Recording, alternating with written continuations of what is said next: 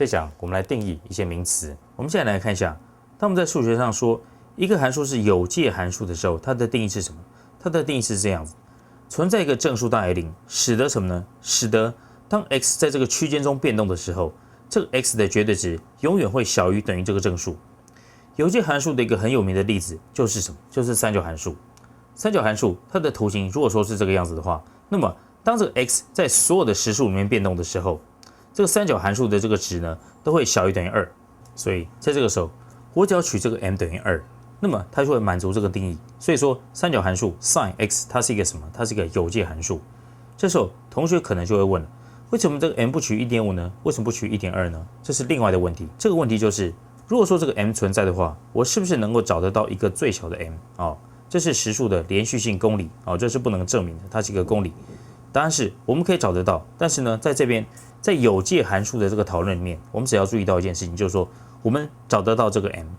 那么这个 m 它的意义是什么呢？这个 m 它的意义是说，在这个函数的图形里面，我找得到上面这个点就是 m， 找得到下面这个点就是负 m， 然后呢，用 m 和负 m 之间呢，这个它所形成的这个宽带里面函数不管再怎么变化，它一定都在这个宽带里面变动，它不可能超越这个带子。OK， 这个就是有界函数的意义。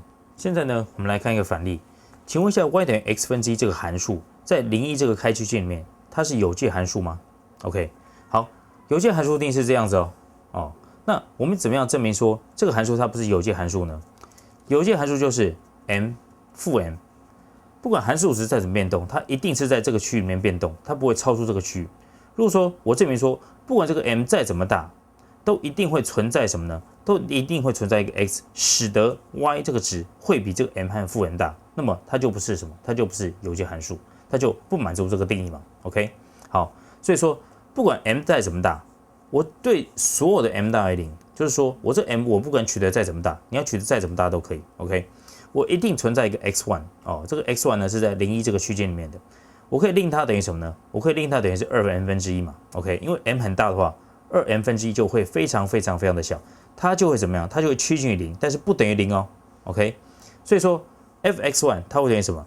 那这个 y 值呢，它就等于是 x 分之一，就是1除以1 over 2m， 它就等于是2m， 它就会比 m 要大。所以说，不管你这个 m 取得再怎么样的大，那么我就一定存在一个 x1， 使得这个 x1 呢是在这个区间里面的。所以说，当这个函数这个 x 在这个区间里面变动的时候，你这 m 不管再怎么大，我这个函数值都会比你的 m 要大这个 m 是任意正数，所以呢，它就不满足有界函数的定义，它就是无界函数。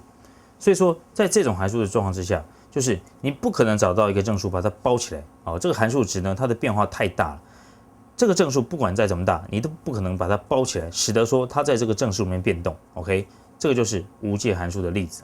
这讲就到这里结束，谢谢各位。